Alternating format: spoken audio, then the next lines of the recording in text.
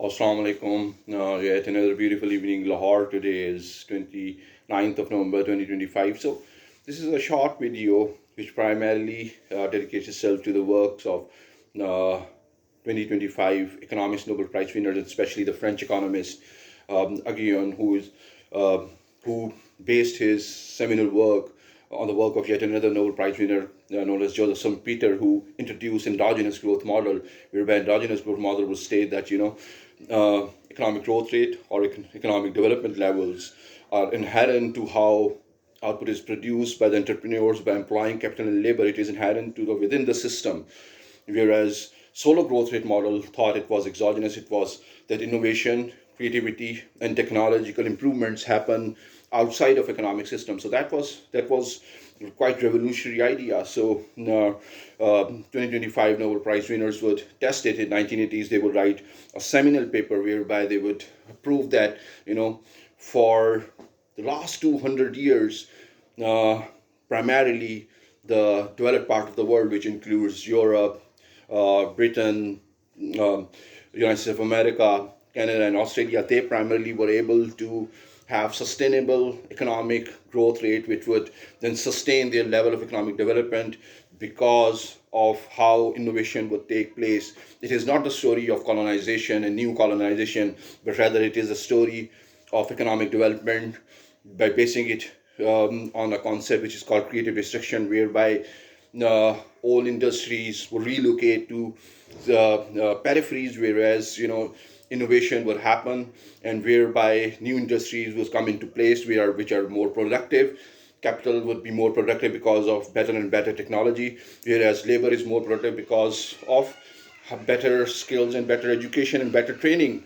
And that model needs to be understood for developing part of the world, because economic growth rate is central to economic development of developing countries, as one can witness it in example of China, India, and East Asia, whereby China and India could converge, their national income levels could converge to the levels of developed part of the world, because China and India could witness sustainable economic growth rate for many decades.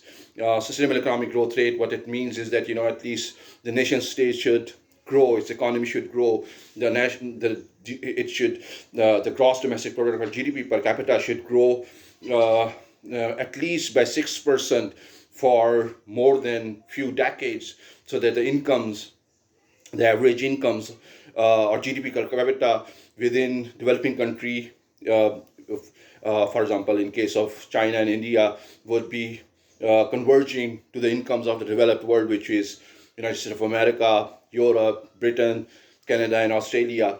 One can understand that now China and India are second and third largest economies of the world, and there has been significant convergence, and the reason behind is sustainable economic growth rate.